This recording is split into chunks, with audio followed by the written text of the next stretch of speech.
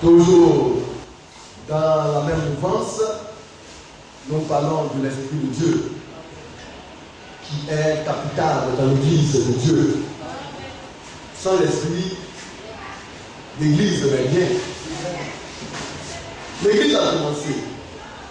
La chose qui a marqué le commencement de l'Église, c'est l'effusion du Saint-Esprit. Parce qu'en dehors de cela, l'Église ne peut rien. L'Église est liée à cela. Sans le Saint-Esprit, il est impossible à l'Église de se mouvoir ou de faire quoi que ce soit. C'est pourquoi le Seigneur a fait cette recommandation aux apôtres en leur disant d'attendre dans la chambre haute jusqu'à ce qu'ils soient baptisés de l'Esprit de Dieu.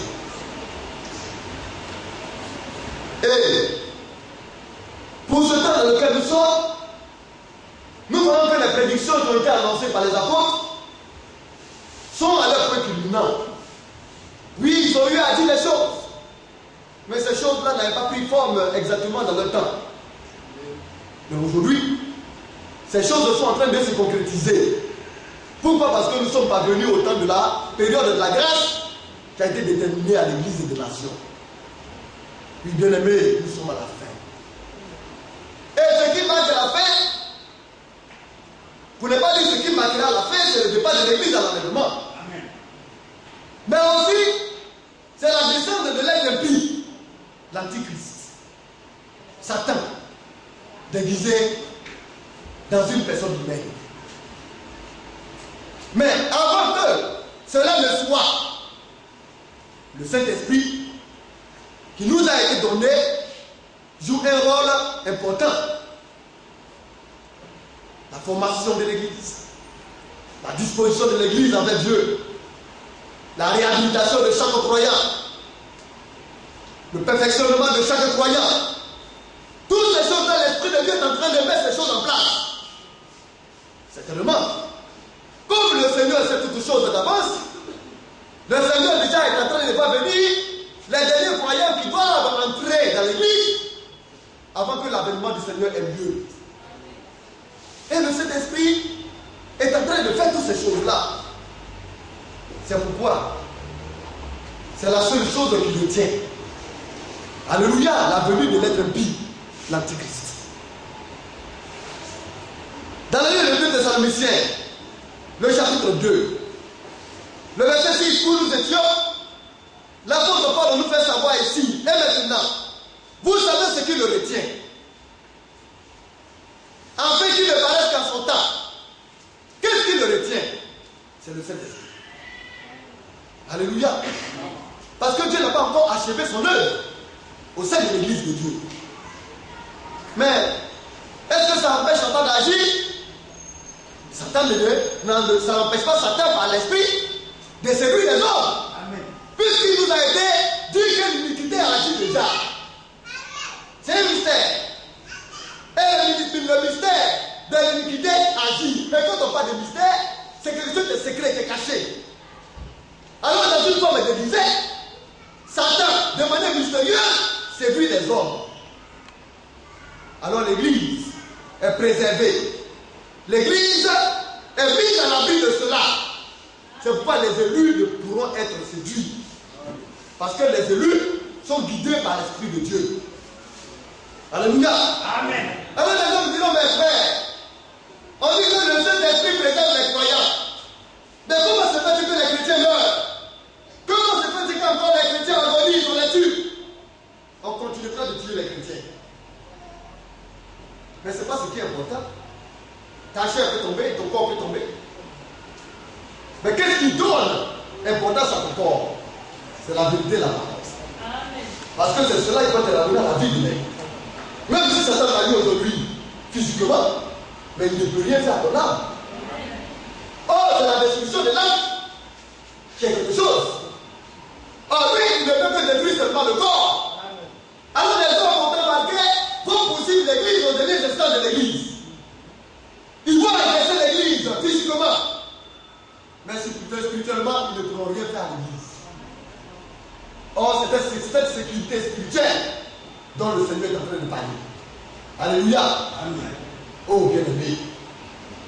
Car le mystère de l'iniquité agit déjà, et il faut seulement que celui L'Église le retient encore disparu. Le Saint-Esprit. C'est pourquoi nous sommes allés dans le livre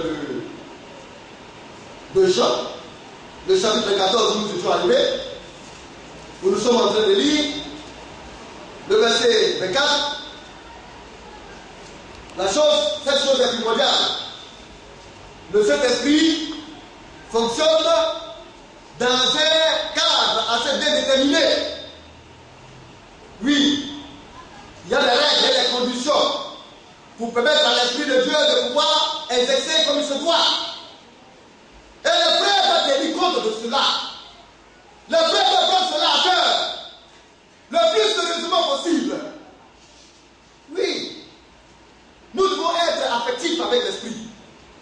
Nous devons être amis de l'Esprit. Alléluia. Amen. Nous devons faire de sorte que l'Esprit puisse nous aider. Mais comment? Tout simplement, c'est le fait de garder la parole de Dieu. Le Seigneur nous fait savoir qu'il faudrait que nous gardions la parole de Dieu, les commandements du Seigneur, afin de créer le cadre dispositif. Un cœur disposé pour le recevoir. C'est en gardant la parole que l'Esprit est disposé à venir en toi. Si tu ne fais pas de la parole de Dieu ton ami, si tu n'aimes pas la parole de Dieu, l'Esprit ne t'aimera pas. Mais si tu aimes la parole, alors l'Esprit trouvera un cadre bien disposé pour venir habiter. Et le verset 24, le Seigneur encore nous interpelle. Celui-là qui m'aime, alléluia, celui-là qui ne m'aime pas, ne garde point non plus mes paroles. Oui, si tu n'aimes pas le Seigneur, tu ne garderas pas sa parole. Et continue à dire, et la parole que vous entendez n'est pas de moi, mais du Père. Mais qui est le Père? Nous avons vu que le Père, c'est l'Esprit. N'est-ce pas? Que Dieu est Esprit. Dans le livre de Éphésiens, le chapitre, si je me trompe, le chapitre 2, ou bien le chapitre 4, nous allons voir cela rapidement. Le chapitre 2, un instant, laissez-moi me le trouver.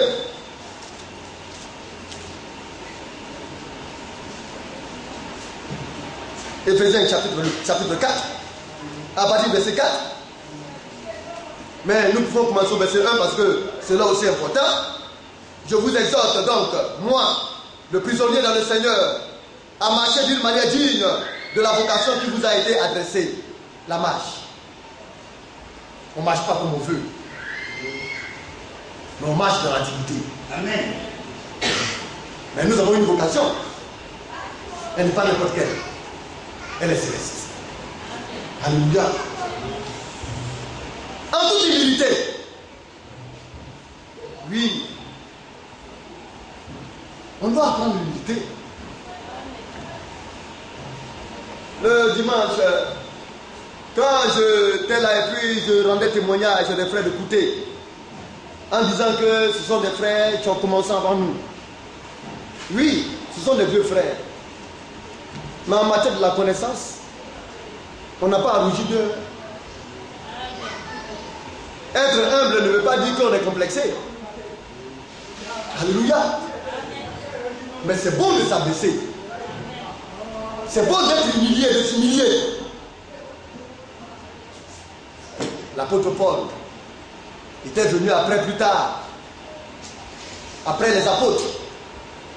Mais en matière de connaissance, les Pierre et autres là savaient que l'apôtre Paul avait quelque chose que Dieu lui a donné. Et l'apôtre Paul pouvait s'écrier que de tous les apôtres, c'est lui qui a le plus travaillé. Mais pourtant, il s'est proclamé être le dernier d'entre eux. Il était humble. Mais il était très poussé de la connaissance de Dieu. Mais cette humilité doit pouvoir animer chaque frère et chaque soeur. Tu humilies au devant de quelqu'un, ça ne veut pas dire que tu es complexé de cette personne. Amen. Amen. Ou bien c'est pas parce qu'il est plus important que toi, c'est ce qui fait que tu t'humilies. Amen. Amen. Quand tu t'humilies au devant de quelqu'un, tu lui laisses le soin de se sentir à l'aise. Amen. Mais quand ils viennent, a mal, il ne peut pas vous donner le conseil, donc il doit vous donner comme il se doit. Amen. C'est dans l'humilité qu'ils se sentiront importants pour l'Église et qu'ils donneront le meilleur d'eux-mêmes afin de conseiller le peuple de Dieu. Si tu sais t'humilier, l'homme qui se présentera au devant de toi, tu vas tirer toutes les bénédictions que Dieu a mis en lui pour toi. Amen. Mais si tu es orgueilleux, il sera fermé. Et puis, il s'en ira sans que tu le juges et que tu le tires des avantages donnés. Bien aimé. En toute humilité et douceur, avec patience, vous supportez les uns et les autres avec amour. N'est-ce pas? Amen. Vous voyez? Et ces choses-là ont été données aux croyants. En toute humilité. Dans la douceur. Le frère Tobi est en train de fêter, il va fêter, non, on doit s'en fêter 10 ans. Je pense qu'au travers de cela, je vais l'attraper après. Amen. Parce que s'il a donné 1 kilo d'amour avant qu'il doit multiplier ça par 10, alors je veux voir dedans. Amen. Il faut fêter pour fêter. Il faut fêter pour qu'il y ait un changement drastique. Nous sommes enfants de Dieu pour cela. Amen. Amen. Bien aimé. Mais je ne le dis pas seulement pour lui. Amen. Je suis votre pasteur. Aujourd'hui, je suis fiancé. Quand je parle à des frères et à des soeurs, on pense que je suis en train de faire des femmes. Mais c'est la parole de Dieu que je vous dis. Amen. Amen. Mais épanouissez-vous dans votre maison. Nous devons donner ce que Dieu voudrait qu'on donne. Si nous n'en donnons pas, mais il est là. Tu es l'auteur et le propriétaire de la chose. Amen. Voilà que je veux faire, mais je n'y arrive pas, on fait quoi? Et quand le Seigneur voit cela, il rit, et puis il sait que tu es sincère. Il dit, ne t'en fais pas, Dieu te donné afin que tu puisses agir comme tu as demandé selon ma parole. Le comportement que nous devons avoir les uns avec les autres. Humilité, douceur, patience. Oui, c'est bon d'être patient. Tu vois la soeur, ou bien le frère, ou bien la soeur sort de la parole de Dieu une fois, tu la secoues une fois. Elle ressort encore, tu la secoues une deuxième fois. Troisième fois, tu la secoues. Maintenant, quand tu vois que ça continue, tu sais que maintenant, ce n'est plus à son pouvoir. Parce qu'un esprit, là, quand tu le secoues, si réellement il n'est pas bien cramponné, il fuit. Alors, on fait quoi maintenant? On passe à une autre phase, c'est la prière. Mais il faut être patient. Jusqu'à ce que Dieu réalise ce qu'il doit réaliser. Parce que tu sais qu'en ce moment-là, ce n'est plus son fait.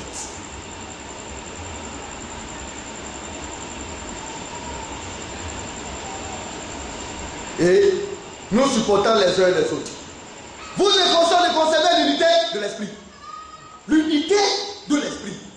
Et quand vous regardez dans la Bible, cette unité-là, l'esprit de l'esprit, cet esprit-là est écrit avec un grand E. Ce n'est pas l'esprit humain, mais c'est l'esprit de Dieu. Moi, mon petit esprit, et l'esprit de Dieu, nous devenons un. Affectionner les choses de Dieu. Avoir l'amour de Dieu. Conserver cela, l'unité de Dieu.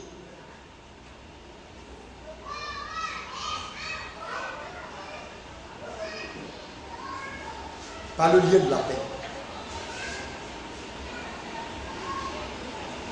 L'unité de l'esprit par le lien de la paix. Quand quelqu'un en paix, il n'a des problèmes avec personne. Oui. Si ton frère qui est là ne t'aime pas, tu n'es pas l'obligé à t'aimer. Mais toi, il faut l'aimer. Fais ce que tu as fait, puis continue. L'amour de Dieu, là, ce n'est pas la force. Mais quand tu as l'esprit de Dieu, tu as l'obligation d'aimer. Mais si moi j'aime mon frère et que lui ne m'aime pas, c'est que lui il a un problème. S'il m'aime, il ne m'aime pas, que moi je ne l'aime pas, nous avons un problème.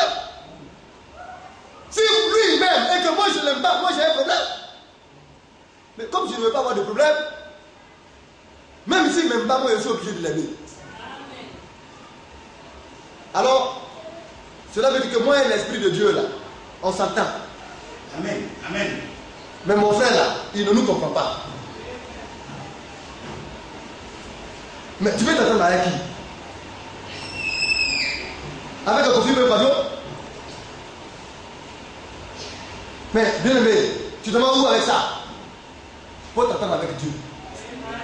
Quand tu t'attends avec Dieu, tu seras obligé de comprendre le conflit bien quoi.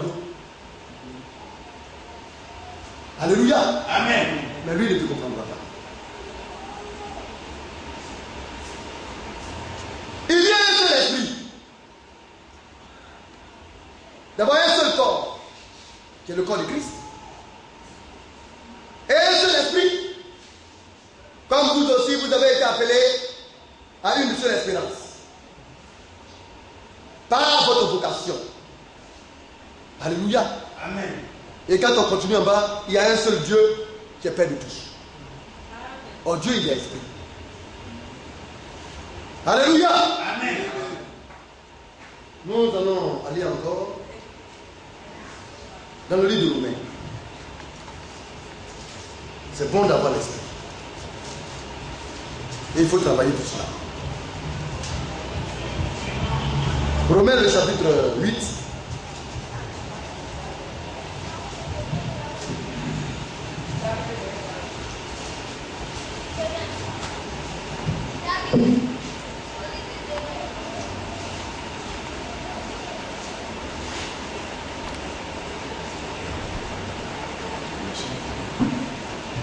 Le chapitre 8 dit, faites attention à Dieu, je vais le verset de m'aider. Avant le verset 5. Ceux, en effet, qui vivent selon la chair, s'affectionnent des choses, aux choses de la chair. C'est pourquoi n'êtes pas unis avec l'esprit, il ne faut pas comprendre. Lui, il marche, il vit selon la chair. C'est selon l'homme là. Le comportement des carilles. Ou bien le cochon. Le comportement animal. C'est comme ça qu'il fonctionne. Il s'énerve, vous voyez. Quand tu n'es pas de support, il te prend mal. Il te calcule. Il te classe. Il veut que tu fasses toujours ce que lui veut et non ce que Dieu veut. Il a le premier à critiquer, à jeter un regard dans la vie des uns et des autres, alors que lui-même il est malade. Il aime à s'intéresser à ce qu'il ne regarde pas. Il est charnel. Il est un animal.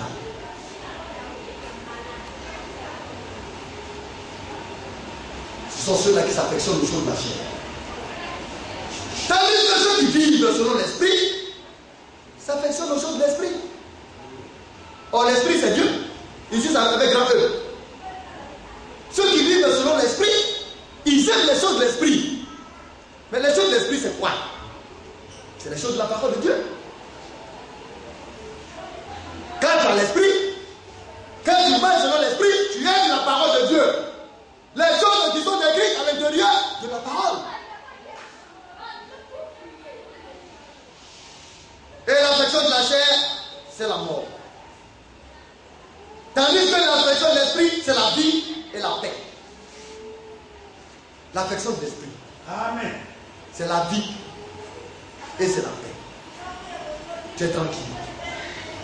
Tu es apaisé en toi. Mais avant de revenir, nous allons lire le verset chapitre 14 déjà. Et puis nous allons revenir là. Jean 14.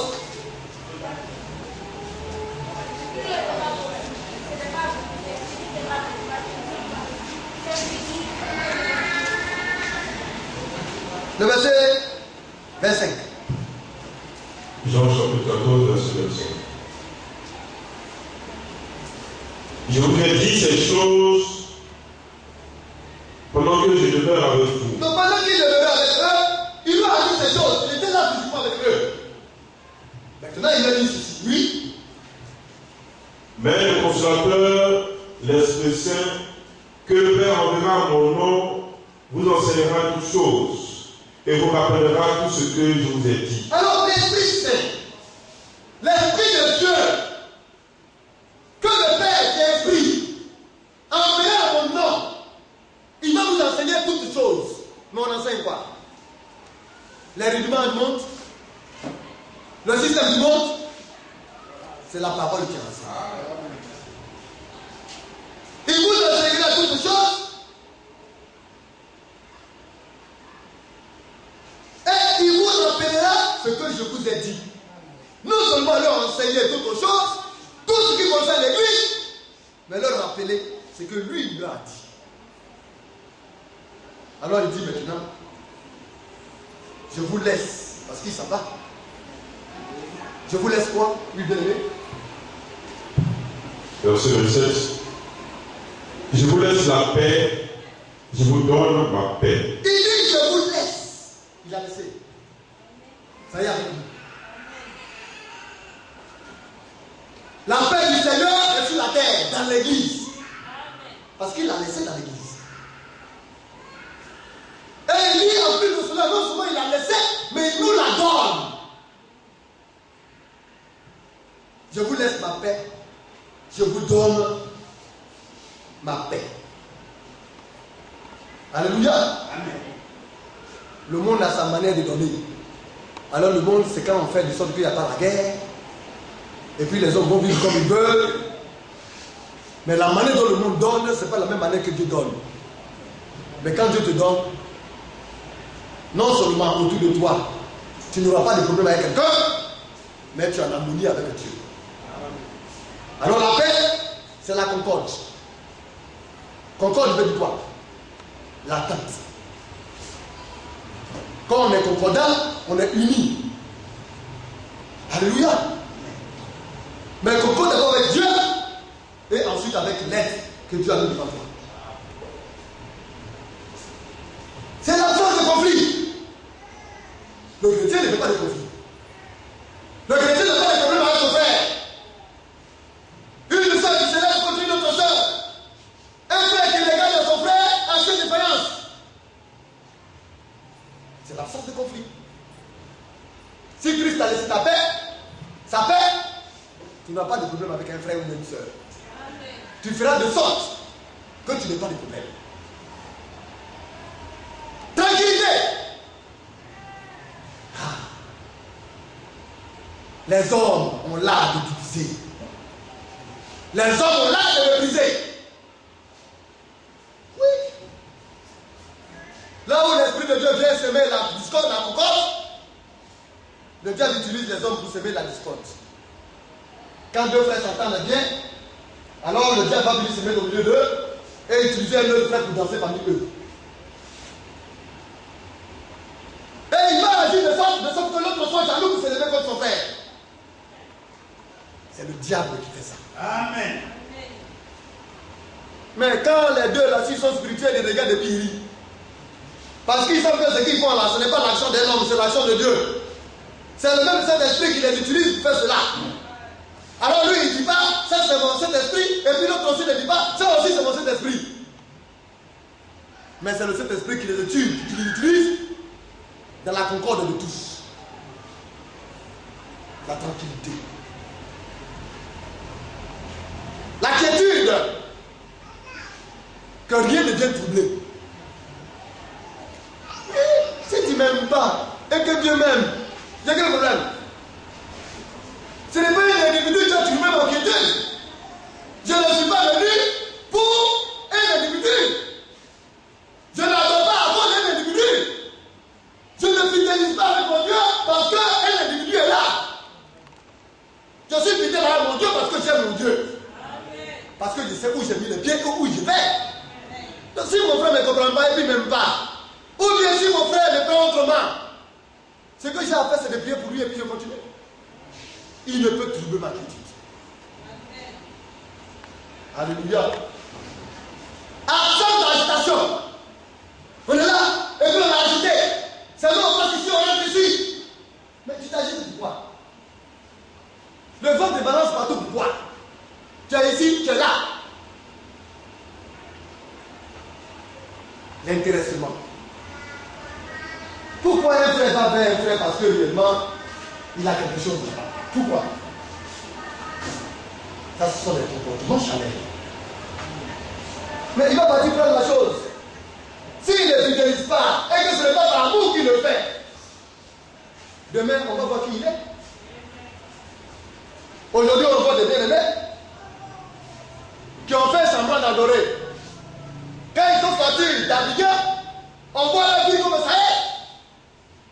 Ça veut dire qu'ils étaient dans la maison de Dieu, mais ils étaient hypocrites.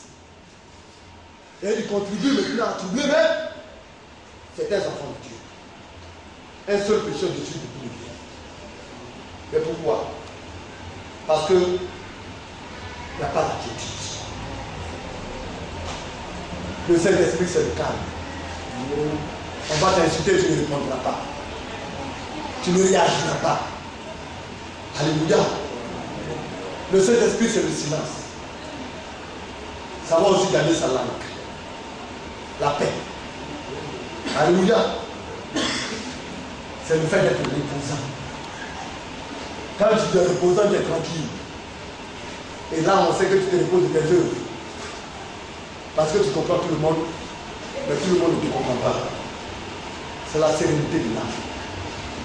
Voilà l'explication du mot paix. Alléluia. Amen. Et il dit, je vous la laisse. Je vous laisse ma concorde. Je ferai de sorte qu'il y ait absence de conflit en vous.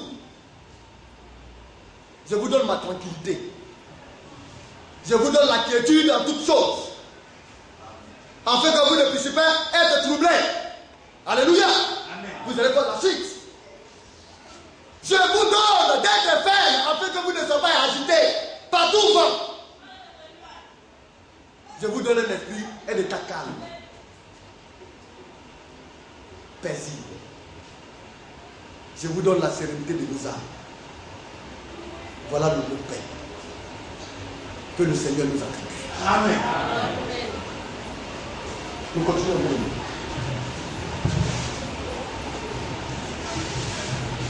Verset 16. Je vous laisse la paix, je vous donne ma paix. Je ne vous donne pas comme le monde donne, que votre cœur ne se trouble point et ne s'alarme point. Alors, vous avez ma paix. Que votre cœur ne se trouble point. Que votre cœur ne s'alarme point. Le Saint-Esprit est là. Le Saint-Esprit vous a été donné. Soyez tranquille. Alléluia. Et c'est pourquoi nous étions en train de lire dans le livre de Matthieu. L'église ne peut pas être perturbée. Le Saint-Esprit est venu. Nous devons laisser l'Esprit conduire notre vie. Nous devons laisser l'Esprit conduire l'église de Dieu. Parce que c'est une promesse pour l'église. Rien ne se fait comme ça au hasard. L'église est dépendante de la volonté de l'Esprit de Dieu. Matthieu, le chapitre 16.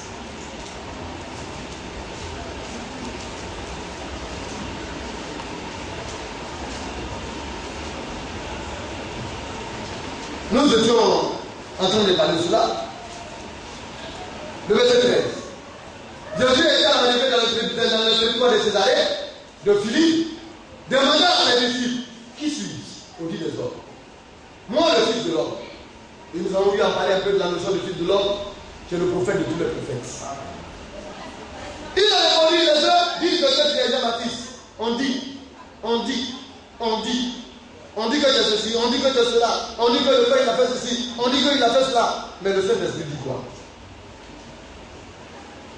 On dit là, c'est pas important. C'est on qui dit. C'est un inconnu. C'est indéterminé. Parce que s'il était courageux, il allait venir lui-même et puis il allait parler. Le on là, c'est le diable. Amen. On dit que le frère a fait ça. On dit qu'il a fait ceci. Et est-ce que tu comprends? Ah, j'ai vu le frère là-bas quelque part. Mais le on là, c'est qui? C'est un qui travaille en toi. Tu es devenu un messager de quoi? Tu vas où avec un? On a des examens au ciel. Mais le Saint-Esprit dit quoi? Alléluia. Et vous, là il dit, qui dites-vous que je suis? Laissez prendre. Vous êtes avec moi. Alléluia. Soyez sincères, soyez véritables. Qu'est-ce que vous pensez de moi? Alors là, quand tu ne penses pas là, tu te tais. Parce que tu ne peux pas mentir. Parce qu'il est assis là. Il est le Fils de l'homme. Il a la parole de Dieu faite chair.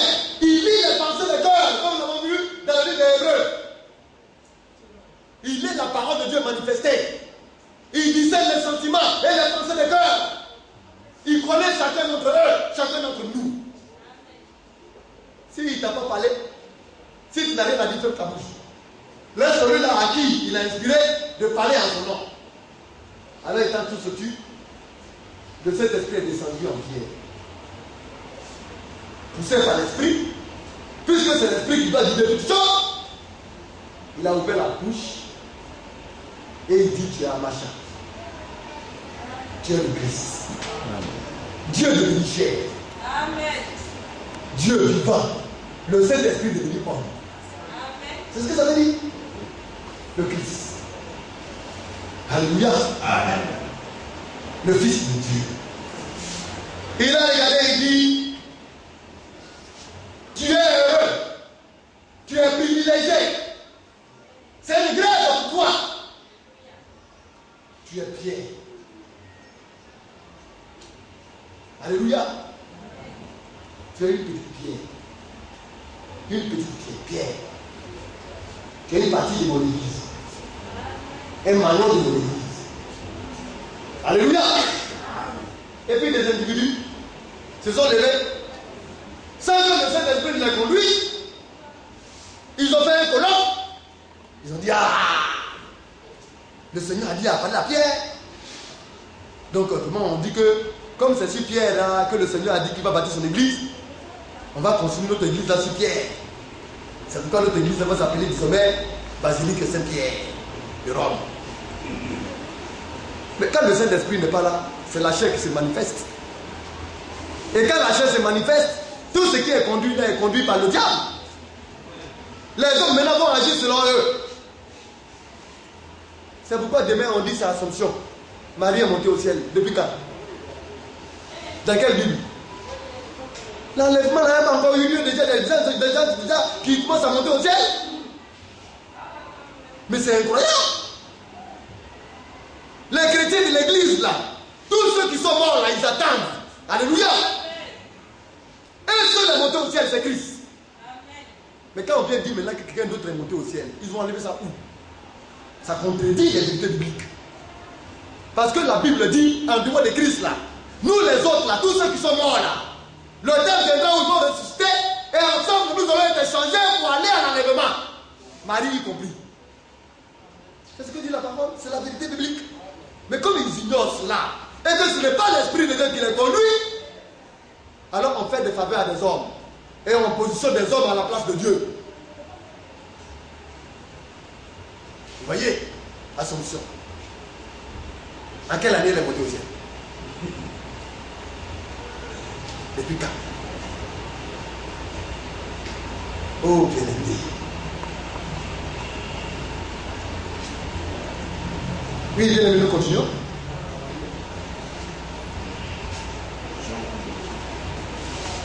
Le verset 17. Matthieu, oui.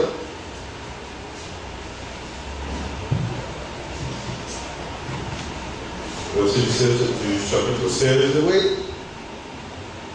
Jésus, reprenant la parole, lui dit, tu es heureux, Simon, fils de Jonas, car ce ne sont pas la chair et le sang qui t'ont révélé cela, mais c'est mon Père qui est dans les cieux. Donc, la chair et le sang ne peut rien, l'homme ne peut rien. Parce qu'on parle de la chair et le sang, c'est l'homme humain, l'homme charnel. Alléluia. On a vu dans le livre de Romains, nous allons y continuer. Ceux-là qui passent selon la chair. Mais la chair n'a rien à voir avec ça. Les choses de Dieu, la ne peut rien y faire. Alors le Seigneur a regardé et dit, ça là, ce n'est pas le sang et puis la chair qui t'ont fait ça. Parce que le sang et la chair là, ne peuvent rien faire dans ça. Dans l'église de Dieu là, le sang et la chair là n'ont rien à voir là-dedans. Ceux-là qui marchent jusqu'à un certain moment, ils déposent la Bible de côté, et puis ils se déshabillent, ils se font des coups de poing, et puis ils reviennent, ils prennent la Bible là, ça n'a rien à voir avec ça. Mais c'est l'esprit. Le Père. Or, c'est pas le seul esprit qui lâche. Alléluia. C'est le Père qui a révélé sur la pierre. C'est l'Esprit de Dieu qui a révélé sur la pierre. Oui, frère, nous continuons un peu. Verset 18. Oui. Et moi, je te dis que tu es pierre. Alors, tu es pierre. Tu es une pierre. Une pierre. Alléluia. Oui. Et que sur ce roc. Et sur ce roc. Et que sur ce roc. Il n'a pas dit sur toi, pierre, petit bonhomme. Toi, pierre, il était. Toi, un homme mortel qui veut me tromper, me trahir. Ce n'est pas sur toi, c'est sur le roc. Le rocher des âges. Alléluia. C'est la pierre angulaire. La pierre principale. Alléluia. La prochaine fois, c'est moi que je fais le chemin. Vous allez voir qu'à l'angle, la pierre qui était à l'angle, c'est elle là qui va finir à la pierre de fête. Celui-là qui a commencé, c'est lui qui va terminer. Nous verrons le chemin. Quand il n'y a pas de révélation de l'église de Saint Frère, n'importe quelle révélation vienne. On se lève un jour et puis on fait un décret. Marie est montée au ciel. On a fait la prière de Saint Joseph. Le veuf. Non, Saint Joseph, je ne sais pas comment on l'a dit. Hein? Non, la tisane, maintenant, on dit maintenant. C'est cette Marie, la Vierge, c'est Saint Joseph le psaume. On invente, on crée. Saint Joseph l'artisan, le chef de tous les artisans. Depuis que Joseph est chef de tous les artisans du monde, ils ont enlevé ça où? Il connaît les artisans de Côte d'Ivoire où? Le pauvre type a souffert pour nourrir sa femme Marie jusqu'à il est mort. Un pauvre type, il était pauvre, misérable, un charpentier. Aujourd'hui, on l'a fait de lui. Quand vous le voyez, il est dans des soutanes vraiment que vous voyez qui coûtent des millions de francs CFA. Mais alors que vraiment, quand vous avez des poudres de bois là à tuer son bout. Et c'est dans ça là, les hommes sont dedans, ils pensent qu'ils font bonne chair, ils sont. C'est le mal. Mais c'est quoi qui fait cela? C'est le mystère de l'iniquité qui agit. Amen. Que Dieu vous aide. Que Dieu vous aide. Amen. Amen. Amen.